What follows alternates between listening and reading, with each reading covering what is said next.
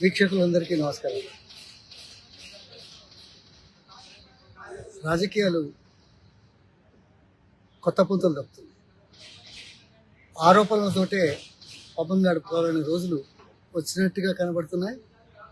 ఆ దిశలోనే సీఎం రేవంత్ రెడ్డి గారు పిసిసి ప్రెసిడెంట్గా ఉండి మాట్లాడిన మాటలకు, సీఎంగా వచ్చిన తర్వాత హామీలు నెరవేర్చే దిశలో, ఇంకా బయట రాష్ట్రంలోని ప్రాంతాలలో పర్యటించేప్పుడు ఆరోపణలకే పరిమితమై అభివృద్ధి గురించి దిశానిర్దేశం కానీ, ఇచ్చిన హామీలకు ఏ మేరకు ప్రయత్నం చేస్తున్నాం అనేది కానీ చెప్పకుండా దాటేస్తూ ఆరోపణలతో తాళగొట్టారు. ఇది ఇక నేను ఎక్కువ మాట్లాడితే బాగుండదు. 5 రోజులు ఢిల్లీలో వరంగల్ పర్యటన ఒక ప్రైవేట్ కార్యక్రమానికి పరిమితం చేసిన నేపథ్యంలో మార్చి మిగతాయి కూడా చేసే దాంట్లో మొదటి రోజు కాకుండా తర్వాత వచ్చి చేశాడు నిన్న అనుకుంటాను.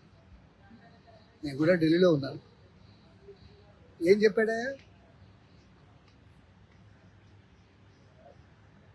హైదరాబాద్ తర్వాత వరంగల్ నగరం 2వ అతిపెద్ద పట్టణం. ఆ ప్రాంతంలో పెద్ద దిక్కుగా ఉన్న ప్రాంతం. అక్కడ ఎప్పటి నుంచో మహాత్మా గాంధీ జనరల్ హాస్పిటల్ ఉంటే మెరుగైన సేవలు అందించడానికి ఒక విప్లవాత్మకమైన నిర్ణయం తీసుకొని శాశ్వత ప్రాతిపదికన కొత్త భవనము, కొత్త వసతులు కల్పించాలనే ఉద్దేశంతో ప్రజల ఆరోగ్యం గురించి ఆలోచించిన వ్యక్తి కేసీఆర్ గారు.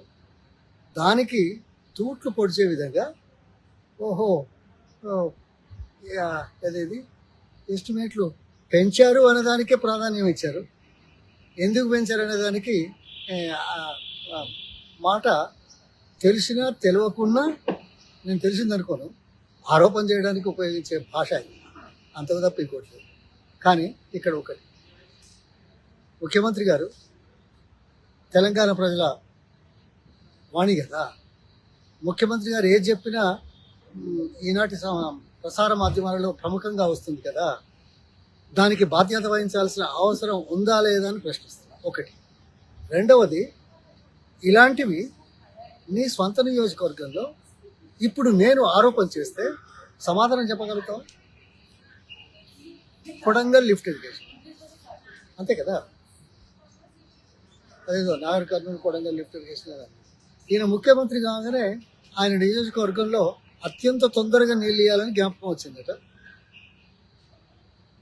పాలమూరు రంగారెడ్డిలో భాగంగా ఇప్పటికే డిజైన్ చేసి కృష్ణా వాటర్ నుంచి తీసుకొచ్చే పథకాన్ని మరికొద్ది రోజుల సంవత్సరంలో అమలయ్యే పరిస్థితులు ఉండగా ముఖ్యమంత్రి అయ్యానని, కొడంగల్ బిడ్డనని కొత్త ప్రాజెక్టు లిఫ్ట్ ఇరిగేషన్ ఏం పెట్టాడు? 2910, 2940. నేను ఇక్కడే అడుగుతున్నాను, నెల రోజుల్లోనే 4300 కోట్లు ఎస్టిమేట్ ఎందుకు పెరిగింది? నాకు కారణం తెలుసు. నేను రాజకీయ కోణంలో మాట్లాడుతున్నాను, నువ్వు రాజకీయ కోణంలో మాట్లాడుతున్నావు కాబట్టి నేను రాజకీయ కోణంలో చెంపదెబ్బ పెట్టాల్సిన అవసరం ఉంది. నాకు తెలియదా ఎందుకు పెరిగిందో? కానీ జనానికి ఏం తెలుస్తుంది? అవునా కదా? అట్లాగే ఎంజిఎం హాస్పిటల్ వరంగల్లో హాస్పిటల్ మరిన్ని వసతులు కల్పించడానికి చేసిన ఎస్టిమేషన్లో ఎక్కువైన దాని గురించి ఆరోపణ చేసి పబ్బం గడుపుకుందామని చెప్పే దౌర్భాగ్య పరిస్థితుల్లో రాజకీయాలు నడుపుతున్న చరిత్ర కలిగిన నువ్వు ఈ ప్రశ్నకు సమాధానం చెప్తావా? ఇప్పుడు మేము అంటాం, నాకు తెలుసు ఎందుకు చేశారు. కానీ అదొక్కటే కాదు, జూరాల నుంచి వచ్చే నీళ్లను కాదని, అంటే కృష్ణా నుంచి వచ్చే వాటర్ నీళ్లను కాదని, పాలమూరు రంగారెడ్డిలో ఒక భాగంగా ఉన్న ప్రాజెక్టును త్వరితగతిన అమలు చేస్తే అయిపోయే దిశలో నువ్వు 4300 కోట్లు పెట్టి జూరాల నుంచి నికర జలాలను ఇతర మహబూబ్ నగర్లో నీ స్వంత పక్క నియోజకవర్గాలలో ఉండే వీటికి నీళ్లు దోచుకొని నీ కాన్స్టిట్యూన్సీ తీసుకుపోతుంది. కాంగ్రెస్లో ఉన్న ఎవరైనా మాట్లాడతారా? ముఖ్యమంత్రి మాట్లాడతారు. నాకు తెలియదా? ఆ? నాకు తెలియదా? హే, నీలాంటి వాళ్ళు ఎంతమంది చూసాను 45 ఏళ్లలో మాట్లాడరా? ఆ? అంటే ఒకటేమో ఇతరులకు వచ్చే నీళ్లను దొంగిలించకపోవడం ఒక తప్పు. రెండవది నీ నియోజకవర్గంలోనే 4,300 కోట్లతో చేస్తున్నానని భ్రమింపజేసే నియోజకవర్గ ప్రజలను భ్రమింపజేయడానికి చేసే ఎత్తుగడ. మూడవది కృష్ణా నీళ్లు వచ్చేది కాదని ఇలా చేయడం నువ్వేదో కొత్తగా మొదలుపెట్టినట్టు. ఆ? ఓ ఇది కొడంగల్ బిడ్డ, కొడంగల్ బిడ్డ ఇప్పుడు యాదకొచ్చింది. అదే 10 సంవత్సరాలలో ప్రభుత్వంతో పోరాటం చేసి నీ ప్రాంతానికి తొందరగా తెచ్చే ప్రయత్నం ఏమైనా చేసావా? ఇప్పుడు ఎన్నో ఉన్నాయి వ్యవస్థ. ఈ వ్యవస్థ ఏ పార్టీ ప్రభుత్వంలోకి వచ్చినా అదే వ్యవస్థ పనిచేస్తుందయ్యా, కర్మ. ఆ? దాన్ని సరిదిద్దుకోవాల్సిన అవసరం ఉంది. దాన్ని ఉత్సాహపరిచే విధంగా చేయాల్సిన పని ఉంది. త్వరితగతిన పనులు చేయించే దిశలోపట ప్రజలు మనకిచ్చిన అవకాశాన్ని, అధికారాన్ని సద్వినియోగం చేసే దౌర్భాగ్య స్థితి నీకు లేదు. పెత్తనం కోసం, ఈగో కోసం.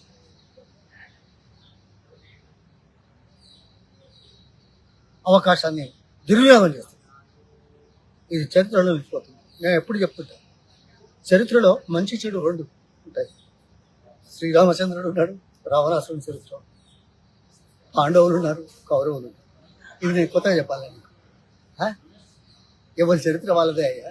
నీ చరిత్ర నీదేనయ్యా. నీకు స్వయంగా వ్యక్తిగతంగా ముఖ్యమంత్రి అయ్యాననే సంతోషం ఉండొచ్చు, ఈగో ఉండొచ్చు, నేనేదో తీసుకొచ్చానని ఉండొచ్చు. నీ వల్లనే కాంగ్రెస్ పార్టీలో 5 బై-ఎలక్షన్లు డిపాజిట్. నీ నీ నీ నీ వల్లనే నీ నియోజకవర్గంలో ఒక సీట్ రాలేదు, 5 పార్లమెంటు చేసేప్పుడు. నిన్ను క్యాంపెయిన్ కమిటీ చైర్మన్గా చేస్తే నీ నియోజకవర్గంలో ఓడిపోయావయ్యా. ఎందుకయ్యా ఇవన్నీ గంభీరాలు? అభివృద్ధి మీద దృష్టి పెట్టండి, ఆరోపణలతోటి కాదు. అభివృద్ధి దిశలో కొన్ని సాధ్యమవుతాయి, కొన్ని సాధ్యం కాదు, కొన్ని ఆలస్యం. నాకు తెలుసు. చెప్పినంత మాత్రాన తొందరగా అయితే నేను అనుకోను, ఊహించలేను. కానీ దృష్టి పెట్టండి, ప్రజలకు చేరవేయండి. మీరు పోరాటం అంటే 24 గంటలు ఆ దిశలో ఆలోచించండి. కానీ ఈ ఆరోపణలతో కాలం గడిపితే ప్రజలు బుద్ధి చెప్తారు. బుద్ధి ఎట్లాగో చెప్తారు, అది వేరు. కానీ మన ధర్మాన్ని మనం నిర్వర్తిస్తున్నామా లేదా అనేది ముఖ్యమైన విషయం అని గమనించమని హెచ్చరిక చేస్తుంది. రాజకీయాలు ఎందుకే? నా కోసమా, నీ కోసం, ప్రజల కోసం, ప్రాంతం కోసం, ప్రజల అవసరాల కోసం ఆ దిశలో ఆలోచిస్తున్నావా? ఆలోచించు. ధన్యవాదాలు.